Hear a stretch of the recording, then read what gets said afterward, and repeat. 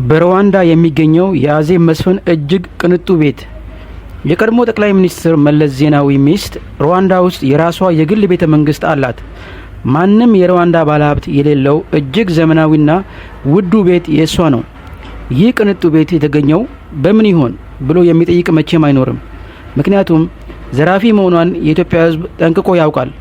ሴትየዋ የግል ጀትም ሳይኖራት አይቀርም። ይህ ሁሉ የቅንጦት ኑሮ በትግራይ ወጣቶች ደም ወደ ስልጣን ከተወጣ በኋላ ከእያንዳንዱ የኢትዮጵያ ሕዝብ የተዘረፈ ሀብት ነው። የአዜብ ቤት ለአይን ያጓጓል። የመሪ ሚስት ሆኖ በዚህ ልክ ተንደላቆ የኖረ የዓለማችን ውድ መኪናና ውድ ቤት ይዞ ሊያውም በስደት እየኖረ ያለ አፍሪካ ውስጥም ሆነ ዓለም ላይ የለም። የኛዋ የቀድሞ ቀዳማዊት ግን ተወዳዳሪ የሌለው ቅንጡ አኗኗር እያሳየችን ነው።